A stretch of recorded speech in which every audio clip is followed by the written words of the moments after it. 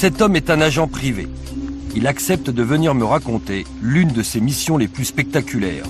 La condition, conserver l'anonymat. Pour nous, il sera Monsieur Jean.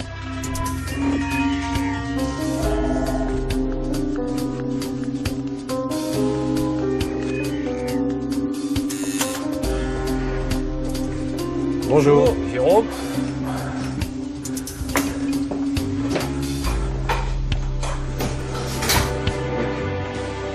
Monsieur Jean ne vient pas les mains vides. Il m'apporte des cassettes avec des dizaines d'heures d'enregistrement de caméras cachées. Les preuves d'une opération d'espionnage au service d'une puissance étrangère qui a duré près de 2 ans.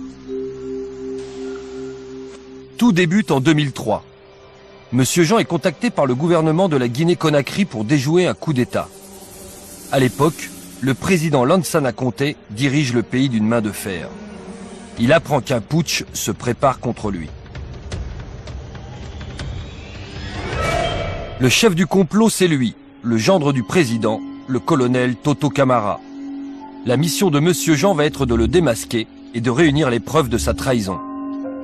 Le barbouze va lui tendre un piège.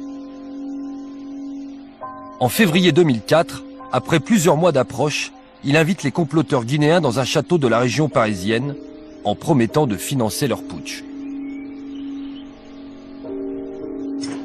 Le château est truffé de micros et de caméras afin d'enregistrer les aveux des Guinéens. On est obligé de placer toutes les écoutes partout. Des micros sont mis dans les tentures, sont mis dans les meubles, sont mis dans la bibliothèque. Toutes les chambres sont sonorisées aussi. Alors évidemment, vous mettez une caméra à l'endroit où va se tenir le dîner principal. On détermine l'endroit qui va être la clé, nous en tout cas, où on sait qu'on va aborder les sujets, ça sera à cet endroit-là. Et on polarise un maximum, à la fois le son, l'image et tout sur cet endroit. 27 février 2004, 21h40. Les opposants guinéens se mettent autour de la table. À gauche, Baïdi Haribo, le numéro 2 de l'opposition en Guinée.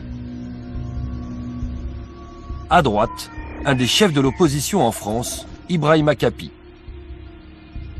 En face, Monsieur Jean, celui qui manigance tout. Et enfin, 2 complices à lui, qui se font passer pour de riches hommes d'affaires. Ils se disent prêts à donner 5 millions de dollars pour financer le coup d'État en échange de marchés juteux. Ils se présentent comme étant les frères Lopez. Le dîner commence, mais voilà, il manque le chef du complot. Le gendre du président n'est pas venu de Guinée.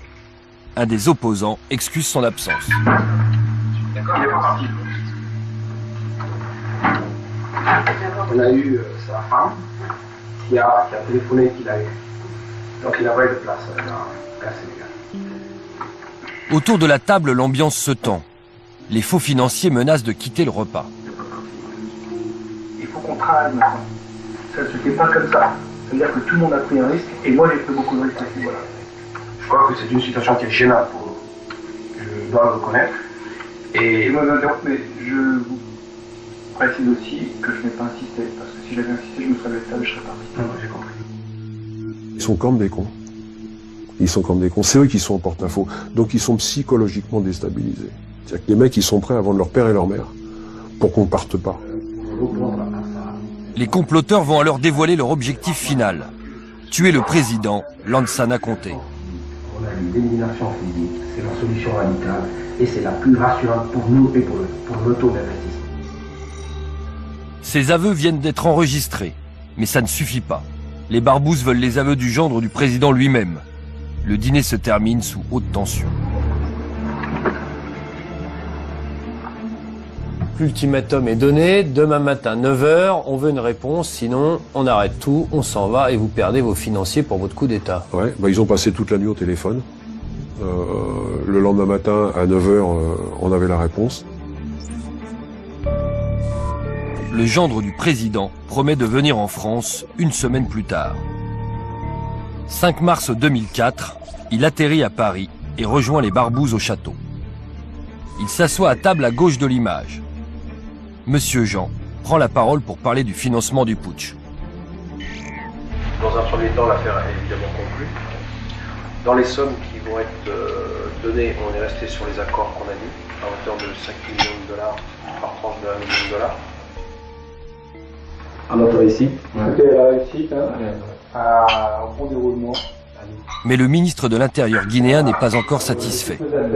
Ce qu'il veut, c'est l'enregistrement des aveux du gendre sur son projet d'assassinat du président. Ce qu'il fallait, et ce que souhaitait le ministre de l'Intérieur de l'époque, c'est qu'on prouve jusqu'à la mise en place de l'attentat. C'est pas parce qu'on a le désir de dire ah si celui-là pouvait crever qu'on va le tuer. Hein, des gens qui veulent tuer du monde, il y en a des millions tous les jours. Hein. Maintenant, ceux qui passent à l'acte, c'est totalement différent. Le chef du complot, le colonel Toto Camara, va rester à Paris pour élaborer le scénario de l'assassinat du président. Il opte pour une solution radicale, l'attentat à la bombe. 15 jours plus tard, le 22 mars 2004, la dernière manche va se jouer dans un restaurant près des Champs-Élysées.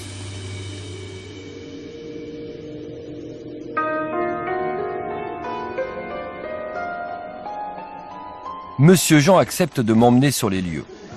À l'époque, il avait encore truffé l'établissement de micros et de caméras. Alors nous voilà dans le fameux salon privé que vous aviez loué. Voilà, tout à fait. Il y a le même style de bouquet de fleurs, et je me demande si c'est pas celui-là, d'ailleurs, au bout de 10 ans, avec un micro dedans. Derrière ce tableau, on a mis le micro. Derrière ce tableau aussi, on a mis des micros. On a une série de micros installés sous cette table, en sachant que bon, la personne principale qui nous intéresse, c'est le colonel qui se trouve assis là. Et puis là, il y a la fameuse caméra. Voilà, tout à fait. Alors là, c'est la partie image qu'on a placée. Il y avait à l'époque, à l'origine, il y avait une tête d'incendie qui était placée. Donc nous, on a défait la tête d'incendie d'origine et on a remis la même, sauf que c'est une caméra. C'est exactement la même. Une que vous aviez équipée d'une caméra. Cette caméra, voilà ce qu'elle enregistre. On voit ici les complices de Monsieur Jean vérifier les micros cachés sous les tables. Et derrière cette porte, on a toute la technique. Avec le technicien. On a le technicien qui est derrière, avec tous les écrans de renvoi, et qui s'occupe de la maintenance des cassettes et de vérifier que tout se passe bien. Ah oui, alors le mec, il n'avait pas intérêt à éternuer. Il n'a pas fallu qu'il ouvre la porte. Tout est en place dans le restaurant. Encore faut-il que le chef du complot vienne au rendez-vous. C'est vous qui avez choisi le restaurant, parce qu'il aurait pu très bien vous dire, s'il était méfiant à la dernière minute, vous dire, bah finalement, on va pas aller dîner là, c'est moi qui choisirai le restaurant. Comment vous faites pour être sûr que ce type va finalement venir où vous l'avez attiré? Ouais, parce que psychologiquement, c'est lui qui l'a choisi. On n'a rien choisi du tout, nous, on lui a suggéré le restaurant. On lui a demandé ce qu'il souhaitait pour être tranquille, où il souhaitait aller, dans quel quartier. On arrivait à lui dire, bah, nous on connaît un petit restaurant dans une transversale des Champs-Élysées, qui loue des petits salons au premier étage, c'est tout à fait discret, personne ne nous connaît, vous serez très très bien, sous réserve que ça soit pas complet. Il est 20h, le gendre du président, le colonel Camara, entre en scène. Les enregistrements sont lancés. Le piège est prêt à se refermer sur lui. Voilà, là on a le colonel qui arrive, donc on est en terrain conquis là, on est devenus des amis. En 3-4 jours, on l'a vraiment retourné, on était proches. On s'est arrangé pour faire ce rendez-vous sans ses collaborateurs, de façon justement voir comment lui les positionne, qui est qui fait quoi autour de lui. Donc là on est rentré dans l'intimité et on va vraiment développer toute la stratégie de l'attentat contre le président de la République. Dans un premier temps, les barbouzes présentent une valise censée déclencher les bombes à distance. On nous a fait faire par un artisan, je vais vous expliquer comment ça se passe.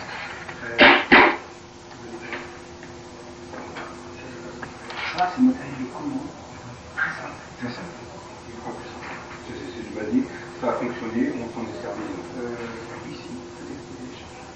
C'est-à-dire ça peut être instantané. Avec ce type d'équipement, le président ne peut qu'être pulvérisé.